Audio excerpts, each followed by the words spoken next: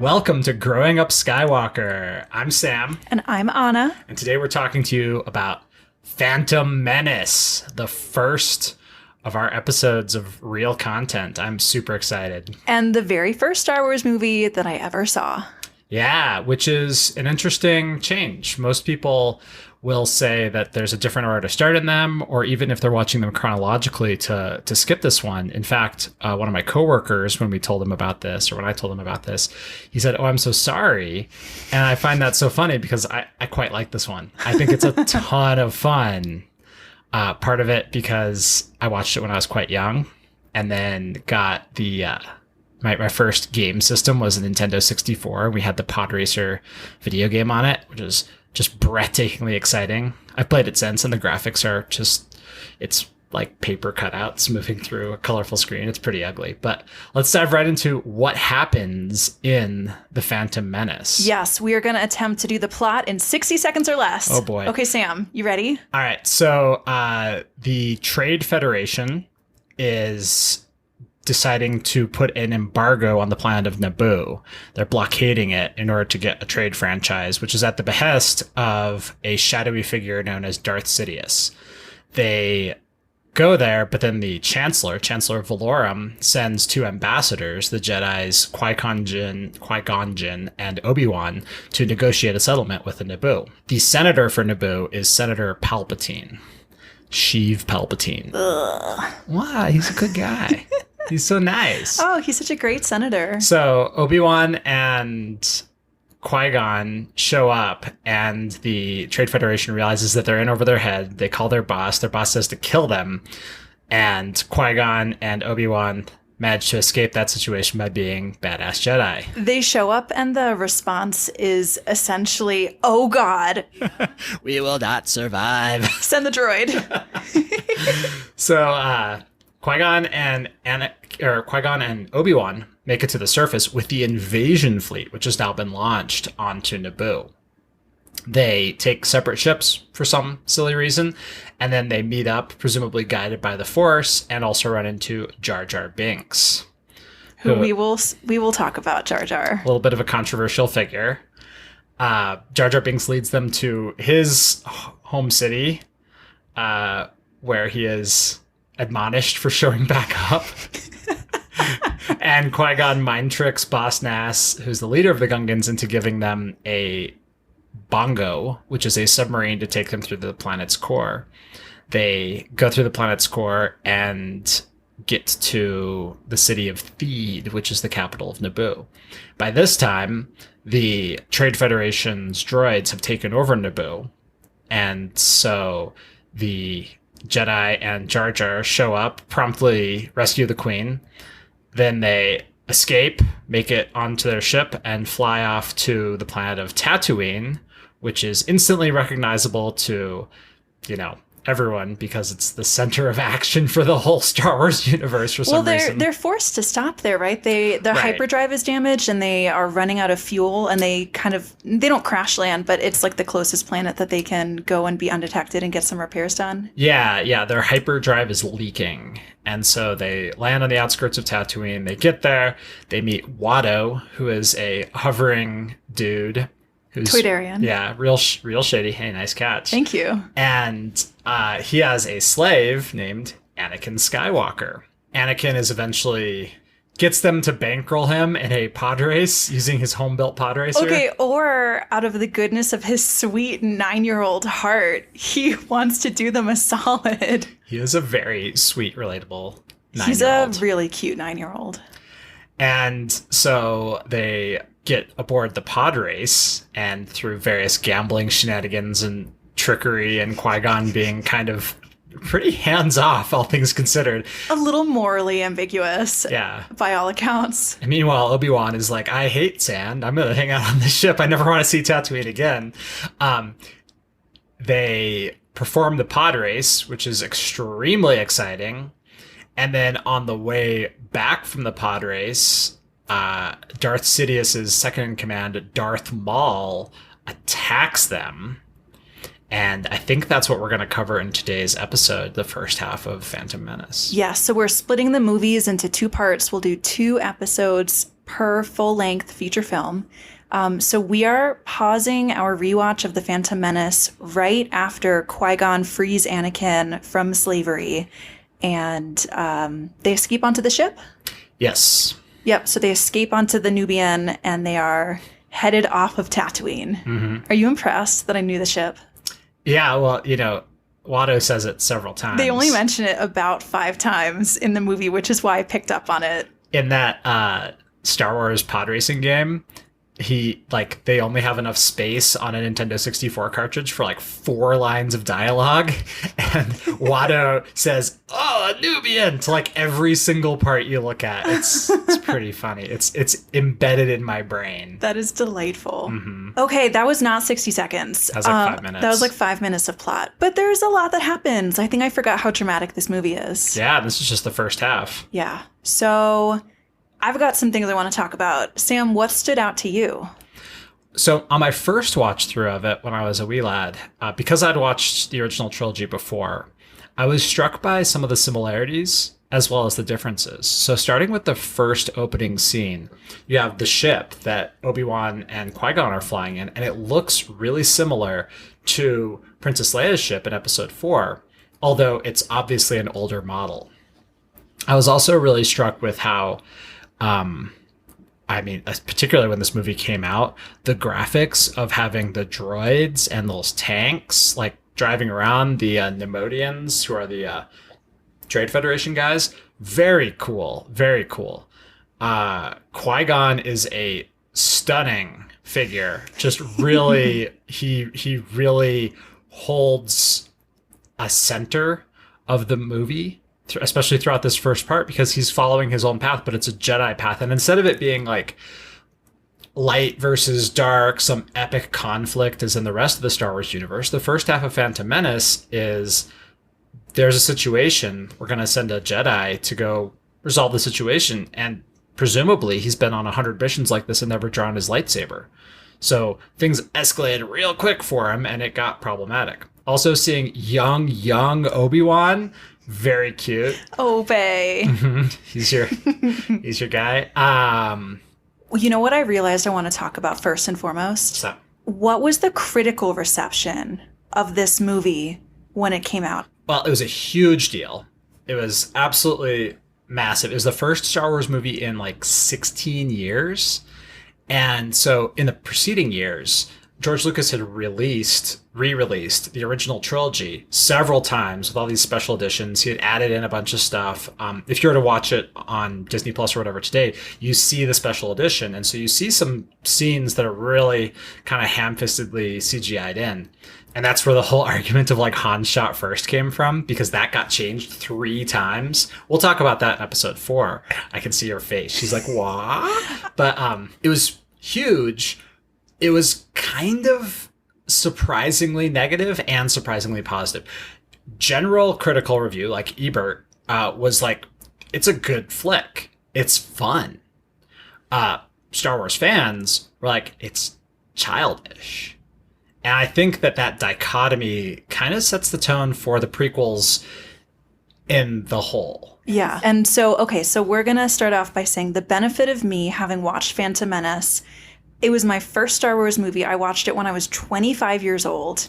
So I came into this movie with absolutely no critical lens at all. I had no idea what to expect. I had seen exactly one scene of the original trilogy when I was probably 13. It was the final piece of the battle with Ewoks in Episode 6. That was the extent of my exposure to Star Wars. So I walked into Phantom Menace with no chip on my shoulder. Mm-hmm. And I think what I'm picking up on is that the general critical consensus for the prequel movies is not great. Definitely mixed. Mm-hmm. But we love them. And I thought this was a delightful film. I thought Podracing was so much fun. I yelled at my computer screen at several points out of elation and horror and despair. This was a true emotional joyride. I had a lot of fun watching this movie. And I want to call back to the first time that we watched this movie. I was sitting on my couch. We were watching The Phantom Menace. And when it was over, I turned and looked at you and I said, that was so much fun. So for a brand new, bright-eyed and bushy-tailed beginner Star Wars fan, I'm going to stake a claim in the ground and say The Phantom Menace was a lot of fun. Yeah, for sure. And it's, I think, a good place to start because it makes sense in order to see the arc of all the characters. What are some things that stood out to you specifically? Ooh, okay. Or the singular thing that stood out most. The singular thing, there's a couple things that I want to talk about. The overriding visual takeaway from this movie was how beautifully the practical effects seem to have held up over time and how much love was put into quite a bit of the CGI. So what I noticed is that the practical effects, I'm assuming the destroyers, Sam, were probably practical effects. No, those were CGI? Yeah. Okay, well then tell me about the delineation of practical effects and CGI in this movie. So that was actually kind of controversial when it came out because the original trilogy is really famous for its practical effects. Yeah, of course, they're beautiful. It was a ton of CGI. Really? Jar Jar, all CGI. Well, okay. Which is impressive having like a totally CGI character back when this movie came out. The space scenes, mostly CGI, with like a few in-cockpit things. Costumes were real. Lightsabers? Lightsabers, I believe that they have like practice lightsabers that then they light up later. Wow. Yeah, this was very CGI. So this movie came out in 1999. I don't really know where we were in the CGI world at that point, but this seems like it was pretty cutting edge. Very much so. Similar era to The Matrix and a few other movies that were like, this is one of the first big movies to have just a ton of CGI all over. And it did a good job. Yeah, things I noticed, the Gungan city scene when Qui-Gon and Obi-Wan are following Jar Jar down and they look over kind of this underwater ledge and Gungan city is all lit up in these beautiful translucent bubbles. I thought to myself, that is a beautiful piece of cinematography. Mm-hmm. That is gorgeous. Yeah, super amazing. So you want to go through and talk about some things from our notes here? Because we both took just tons of pages of notes. I have like a third of a composition notebook filled with notes. I have 3 things that I really want to talk about. The first thing that I really want to talk about is Jar Jar Binks. Okay. Let's talk about the Jar Jar in the room. What do you have to say about Jar Jar? The first time I saw Phantom was last October, and I thought Jar Jar was just a typical buffoon who had some deeply concerning racist undertones. What do you think about that assessment, Sam? I agree. There's a particular element of interesting colonialism when they walk into the Gungan throne room for the first time. They're talking to Boss Nass, and Obi-Wan says, "You and the Naboo form a symbiont circle." And I'm like, okay, how does that work? Like, they probably are from here. The humans probably are not, because it's not the homeworld of humanity. Humans spread everywhere. How is that a symbiont circle? On top of that, the accent, pretty over the top, and it's, it's sort of a humorous pidgin to make fun of a people who are thought of as generally uncultured. But then, to flip it on its head, they have a bubble city underwater. They have a very cool level of technology that's on par with the Naboo. So it's hard to say if it's like a specific call out or if it's just an overwrought way of showing a difference. And I think it's the same thing with Watto. Anyone else who speaks with a thick accent, you're trying to say, yes, they're from an alien culture. How do we do that? By giving them an accent. But the accents don't always make sense. There was something that felt really icky to me about the use of accents in this movie, because we have the Gungans who are in the text refer to themselves as less intelligent or being perceived as less intelligent than the humans of Naboo. We have Watto the Toydarian, who has a really thick accent and is portrayed in a casually malicious, opportunistic sort of way. with strong Semitic tropes. Yeah, we have Sebulba, who speaks with a thick accent, who is the antagonist of the Podrace. I mean, he speaks Huttese. Okay. That's a different language. Okay. Yeah. Yeah, that's true. That's true. It comes across as sort of primal. Mm-hmm. And my sense was that there is a very white-centric point of view in this movie that is supposed to be showing an entire galaxy full of different races and types of beings.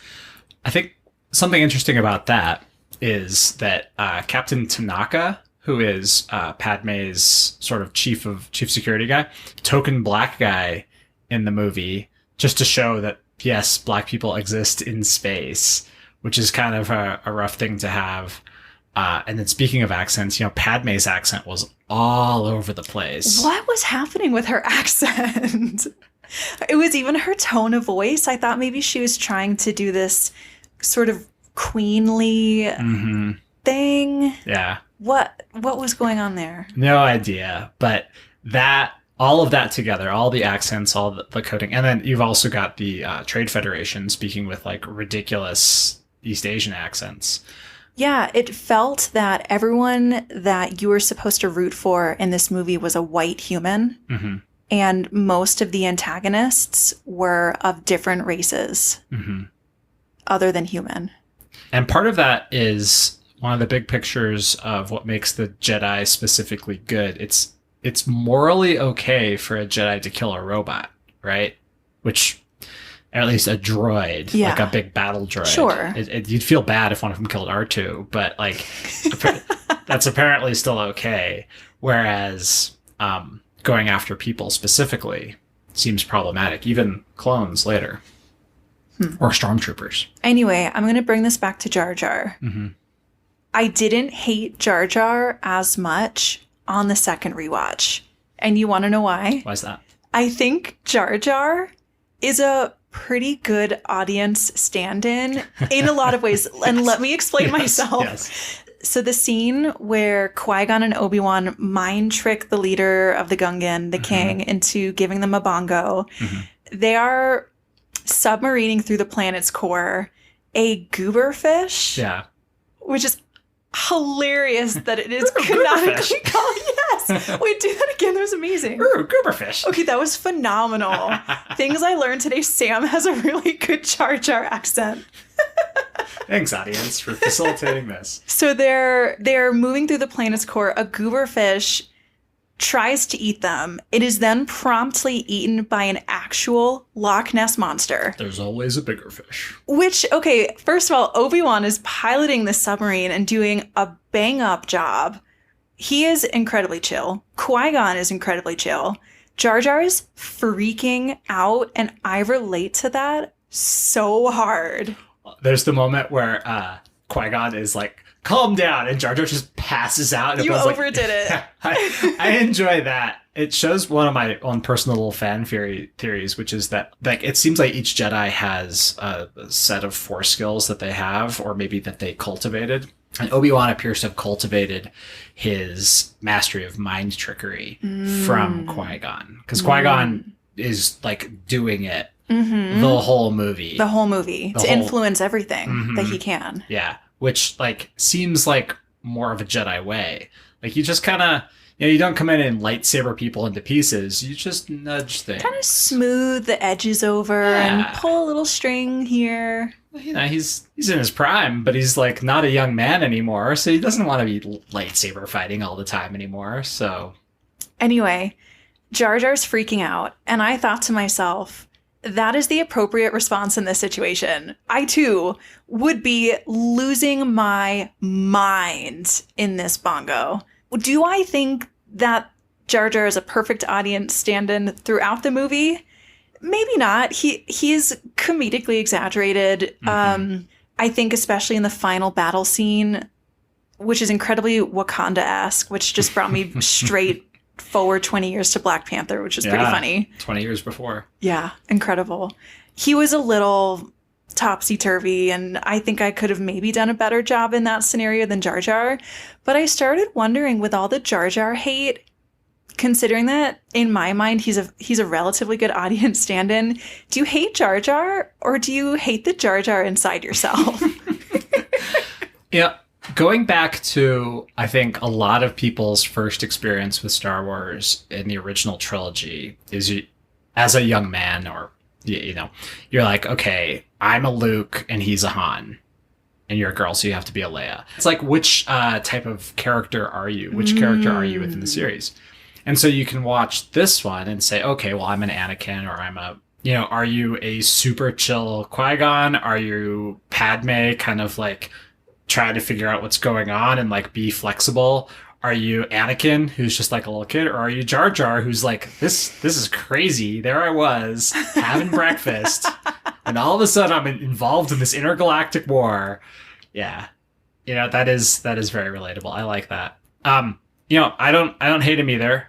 I think it's kind of just vituperative to go after someone because of the accent, because of the mannerisms, and in a way it shows like the full nature of the Star Wars universe. If anything, like, if you do have these Jedi who are capable of extreme feats of dexterity and precise activity, having someone who is just comically inept and lucky simultaneously is just a different end of the bell curve.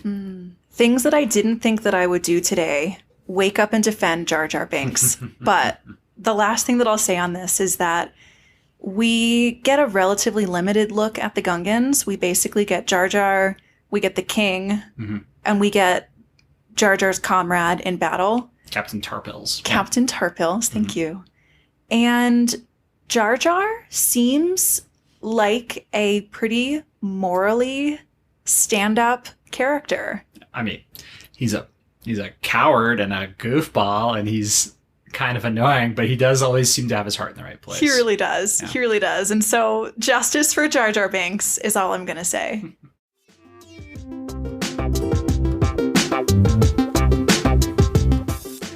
We want to give a quick shout out to Anchor.fm.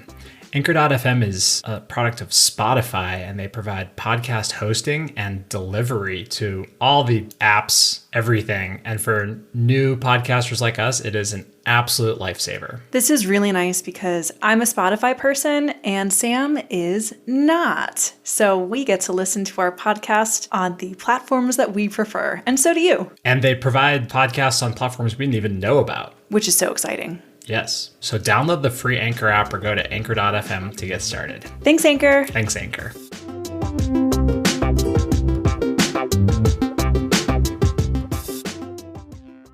So then, after escaping Naboo with the Queen, who does not have huge roles yet, first of all, we're introduced to R2-D2, which oh my is gosh, great. Y'all, if you knew the love in my heart that I have for Sir R2-D2. Sir R2-D2. Oh my God, I can't even talk about it. I love R2-D2 just because, like, he shows up for work. Some weird alien shows up, is like, hey, boyos. And then he's like, okay, we're getting shot at. I guess I'm going to go outside and fix it. And he's, like, moderately excited. And then they're like, oh, Padme, go clean him up. He's like, okay, I'm just going to droid around. He's commended for his glorious performance in battle. He shows up for work. Upgrade his RAM? Like, what does a droid do with a commendation? It's actually a great point. Yeah. We are introduced to R2-D2. We get our first classic Anakin R2-D2 mess around when they fly together in the final battle scene. Yeah, but before that, we're introduced to C-3PO on Tatooine. And there's two things at Tatooine which were extremely, well, one which was extremely controversial, one which I just don't like in this arc. And one of them is C-3PO. I just don't see the need for Anakin to have created C-3PO from a literary perspective. You think they were trying to force this tie-in to make it seem like it wraps neatly into the original trilogy, maybe? I think the actor for C-3PO, whose name escapes me, has a contract to be in all Star Wars movies. Oh, well, what are you going to do about a contract? Yeah, so he had a pretty small role. He didn't get to carry the flag for Podracing. And then the other one is the whole concept of midichlorians is something which is new to this, and it changed the way people viewed Star Wars. Correct me if I'm wrong, Sam. Anakin was immaculately conceived by midichlorians. That is the implication. Don't give me that look. I'm making a really weird face at Sam right now. There's other background legend stories that may have been manipulated into being, perhaps even by Palpatine. You think Palpatine impregnated Anakin's mom with midichlorians? I don't think that's what happened due to the Mortis arc in Clone Wars, but I mean, it's a big galaxy. Anything's possible. Yeah, I mean, that's what they said. But just the idea of midichlorians, because before that, you thought, yes, well, I could be strong with the Force. All I need to do is like focus and believe and have it. And now you're just like, oh no, meditate. But now after Phantom Menace, you're like, oh, well, I may focus and meditate and be cool and train to be a Jedi all I want, but I'll never be as powerful as some punk who was immaculately conceived by midichlorians because I don't have midichlorians in my blood. You know, it's a real reversal of the anybody can be a hero trope because it turns it into anybody with the right genetics can be a hero. Which is unfortunately more relatable. Yeah. This is a spicy take. Dumbs to breaks. I mean, that's in that way, Anakin's story is a beautiful arc that he was born a slave and becomes relatively important before the end of his life. Thanks, genetics. No spoilers. Speaking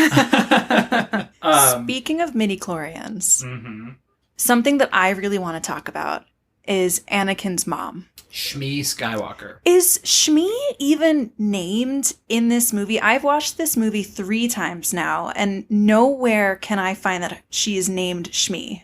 So every single person in the Star Wars universe has a name and a book and a comic book related to them. Well, that was not immediately evident to me when I watched The Phantom Menace for the first time. I agree. But Shmee is what she's called in the script and in the credits. Okay, that's fair. Because one of my main beefs is that Anakin's mom, one of the main female figures in this movie, was not named as best as I could tell in the movie. Yeah. So I want to talk about Anakin's mom because I had a huge about face on the way that I felt about Anakin's mom as a character between the first time I saw this movie and the second time I saw this movie. Go on. Bear with me. Sam and I are both prone to soliloquies, and I'm going to give you a little bit of a soliloquy here because I have a lot of thoughts about this. The first time I watched this movie, I thought they did Anakin's mom and women in Star Wars so dirty with this character because it feels like she is letting Anakin parent himself. Do you get that feeling? She doesn't seem to be able to control what Anakin does at all. Yeah, it's part of the difficulties of raising an exceptionally precocious youth. Absolutely. Absolutely. I found her to be mute in scenarios where I wanted her to speak up. I found her not exerting her will in scenarios where it felt like she really wanted to. She felt like a really passive character.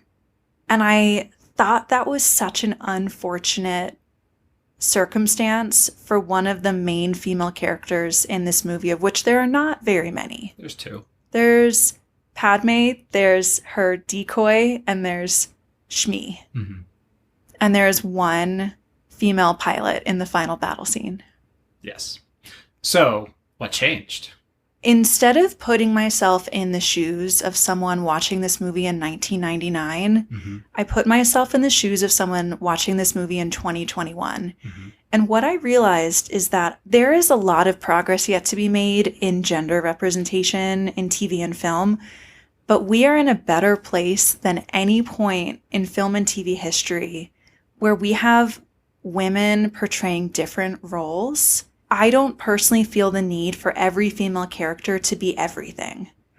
So what I realized is that because I'm not as starved for female representation in TV and film as I have been in previous epochs of my life, I realized that I didn't need Anakin's mom to be everything.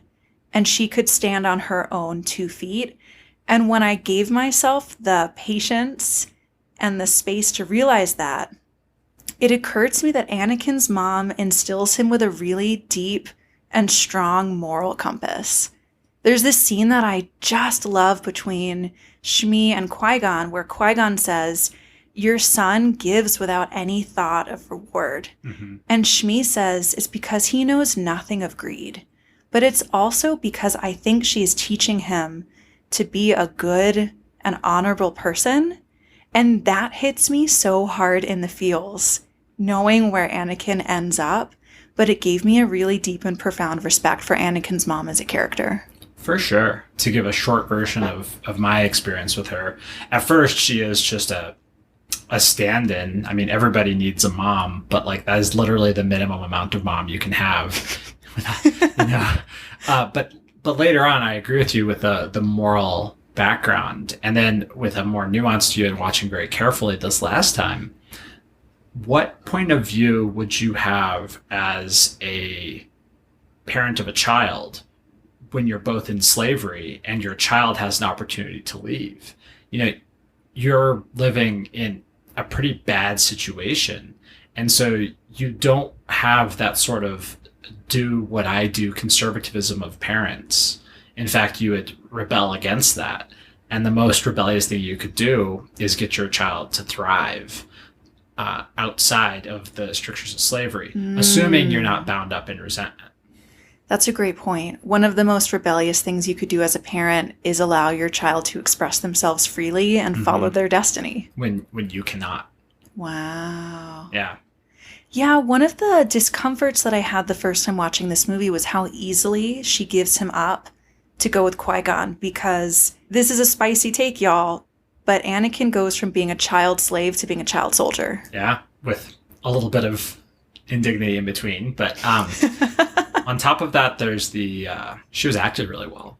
And I think that there's a subtlety to her acting that belies a parent's continual grief. She, to me, seems to be grieving the whole movie. And at first it's grieving because, she has this exceptional child who's living an extremely unexceptional life. And then, he's pod racing and she says, "I die every time you do that." God, that hit me right in the heart. But she lets him do it anyway because it is better to do that and to try to help others than to not. Now then, on the dark side of that, there might be elements of forced mind manipulation that he's performing on her. Wow. Yeah. You think so? There might be. If there is, it's subtle, but on the most recent watching of it, I'm thinking, man, there's a lot of people who are doing exactly what they're told to do by Force users pretty subtly. This is something that I know we're going to talk about in episodes 2 and 3. So we'll lay a little groundwork here about Anakin's subtle mind control. But speaking of pod racing, real quick, I want to talk about the introduction of Darth Maul. Yes. Because holy crap, Darth Maul is so cool. Okay, tell me everything. Okay, I'll tell you some. Darth Maul shows up in his ship, which looks like a TIE fighter, which we'll see later, except it's like a big, chonky, long TIE fighter. He lands on Tatooine. He's super spooky. He sends out his little hover boys. And then he gets on the coolest motorcycle ever and rides off into the sunset of Tatooine. I'm like, I don't care if he's a bad guy. He's got the coolest ship. Let me just say, it cracks me up every time they hop onto speeder bikes and go over a cliff, and then you just see them. You never see the free fall, and then they just kind of scoot along. Pretty exciting. Yeah, just seeing Maul in action at first, very cool. But then the next thing that happens is working on the pod racing. Oh my gosh. Pod racing gives me sweaty palms every time I watch the pod racing scene. The first time and the most recent time I watched The Phantom Menace, I grabbed Sam's knee and just wiped my sweaty palms on his jeans. It's real exciting.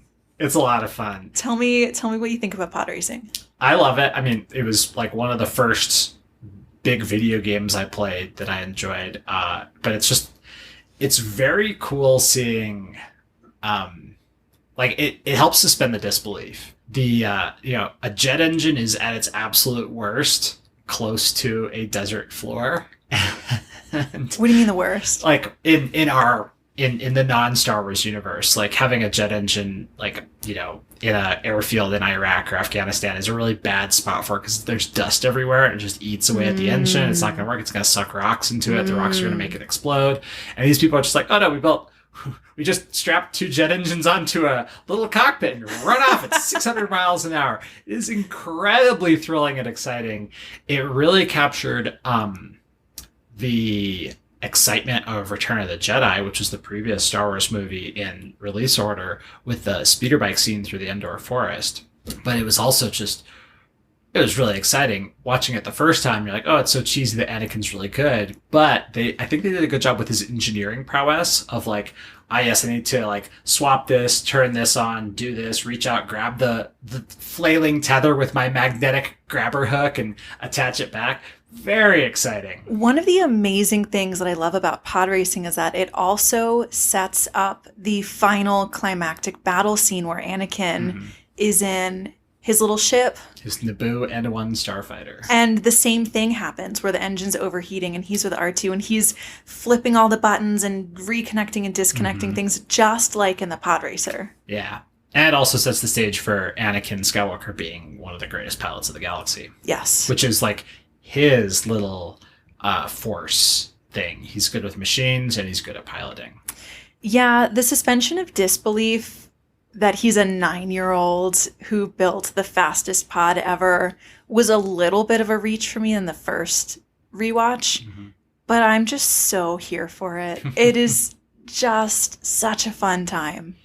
I mean, there's also the element of like, you know, they're on Tatooine and there's just like crashed interstellar starships everywhere that like crashed during a drunk driving incident, And you know? Tusken Raiders shooting at them for fun. But like with that level of technology being pervasive, like there's definitely 9-year-olds who are going around taking apart internal combustion engines and rebuilding them. They're prodigies, but it's not completely unheard of. And if there's a whole bunch of like cool space jet engines lying around, you're like, yeah, these fell off a truck somewhere and, you know, all I need is some spray paint and this thing will go. And that's like, kids do that, you know?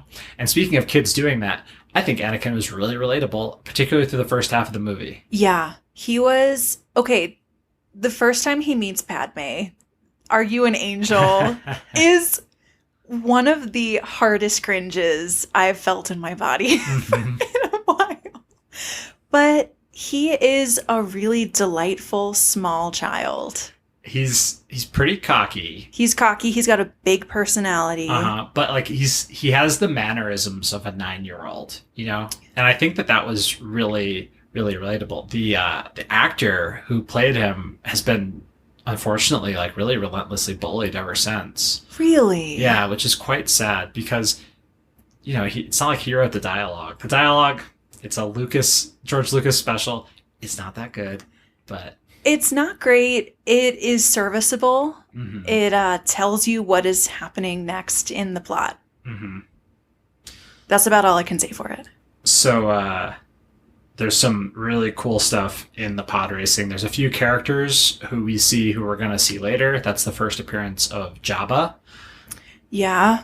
It's the first appearance of Aura Singh, who is a white-skinned, red-haired lady. You see her, I think, in lap 2, just as a bystander. I think the first lap, right when the Tusken Raiders are opening fire, you see her kind of leaning on a balcony, sort of. Yeah, I've paused every time and pointed her out to Anna. We're gonna see her a fair bit in Clone Wars. Full disclosure, I have no idea who she is. Yeah, but fine. I like her vibe. She's cool. She's cool. There's those cool cliff houses. The people who've got front row seats to the pod race course. It is like living off the interstate on steroids. And then, of course, Anakin wins, defeats Sebulba.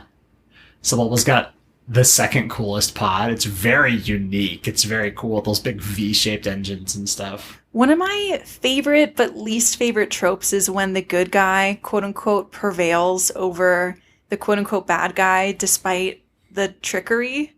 It is so frustrating to watch Sebulba disable Anakin's engine before he even starts. Yeah. And then, you know, on the plus side, it makes it even more remarkable when Anakin pulls back and wins anyway. Yeah. And then, as they're settling bets, as Watto is settling his bets with Qui-Gon, and Qui-Gon's like, yeah, I am going to, in fact, take Anakin. It was a fair bet, unless you want to bring it up with the Hutts. And Watto, like, ooh.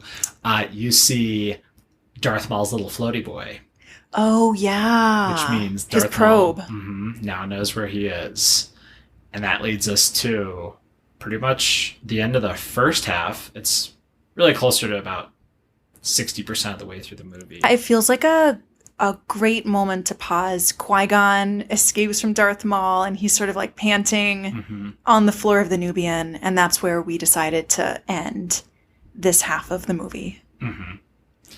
So, what Star Wars insights did you gain when you watched it about like the universe of Star Wars, or really what other questions did you have?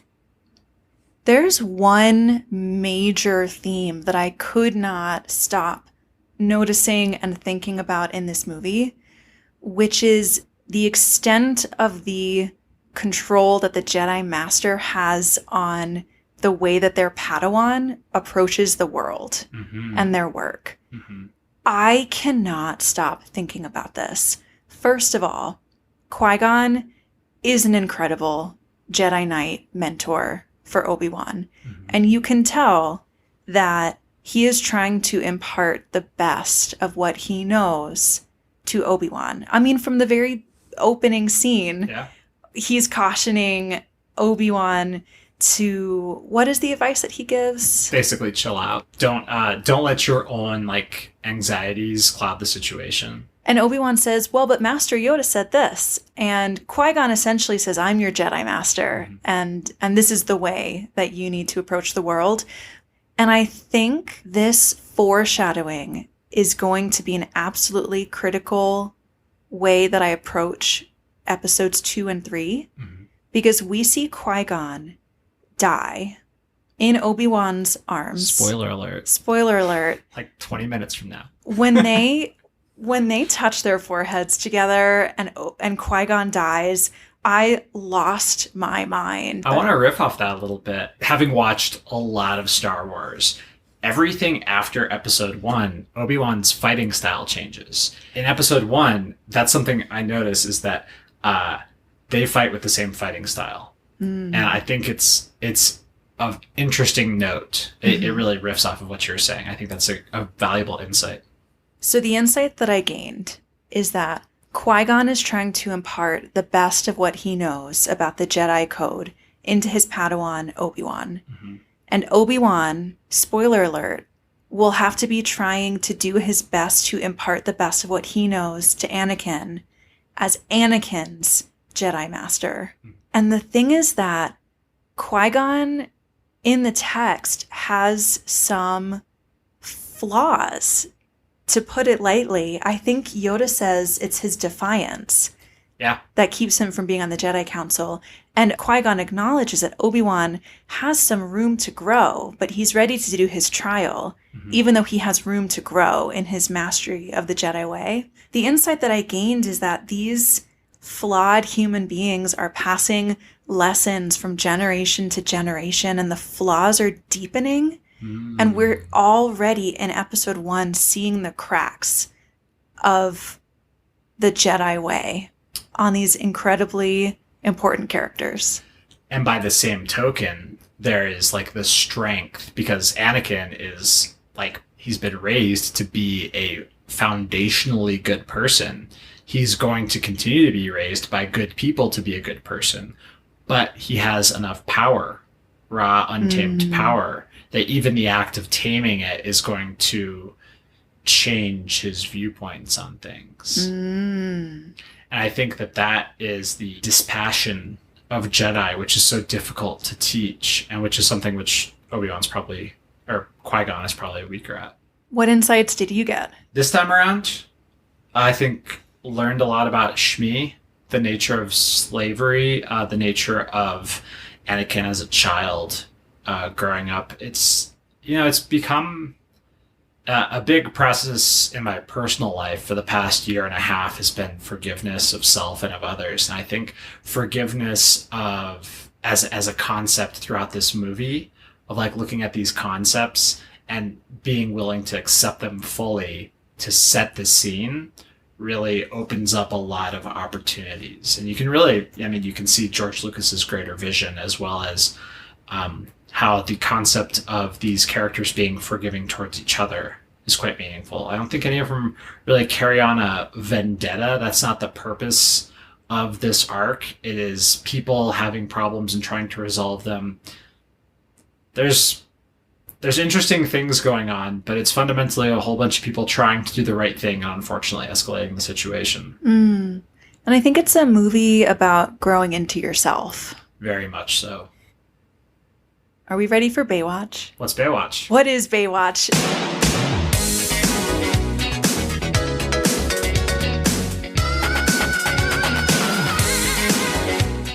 I cannot pick one favorite character. I've now seen all 9 of the major feature film Star Wars movies, and I cannot pick one singular favorite character. But I have favorite characters in each movie that are Bae. So who is Bae this time for the first half of Phantom Menace? God, my millennial is really showing. Qui-Gon is the ultimate OG Bae. Qui-Gon is Bae today. Qui-Gon will be Bae tomorrow. There's never going to be a day where Qui-Gon is not Bae.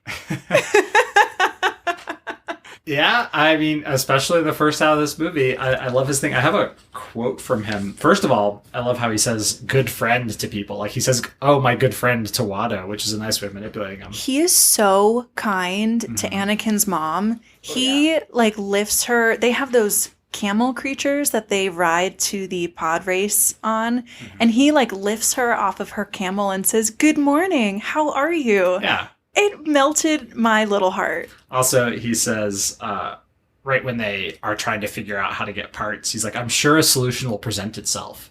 And I love that attitude of just things are going to work out. Don't worry about it. Don't worry so much. Every time he puts his hands on little Anakin's shoulders and does something kind or mentors him, that time that he's defending Anakin in the Jedi Council and says, I'll train him.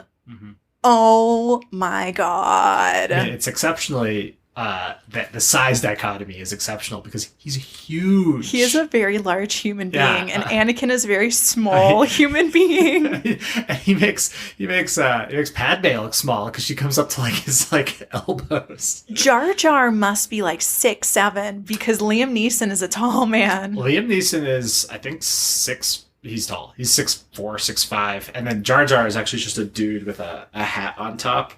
And so, you can see pictures of the actor who played Jar Jar, and he has, a Jar Jar head, so that the actors would know where they should be looking, where his head is, and then the whole thing was CGI'd on top of.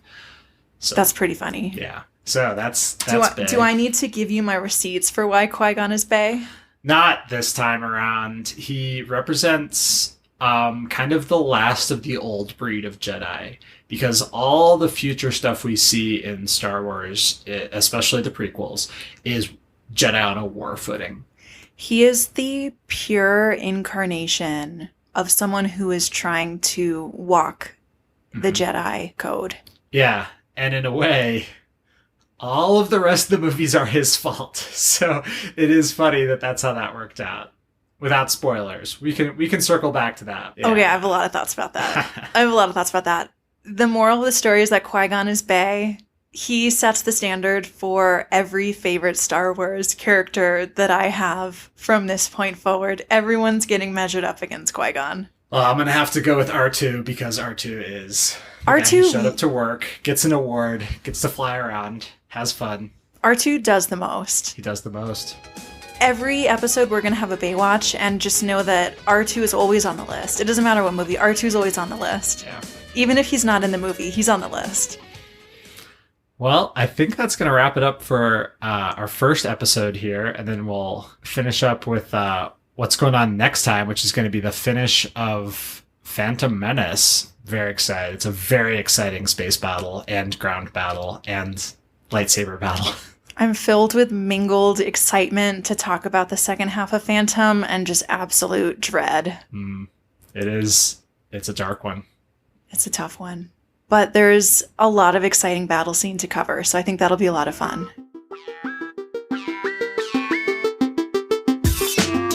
as always, send us any of your listener holocrons, thoughts, questions, or whatever at growingupskywalker@gmail.com. You can always find us on social media at Growing Up Skywalker.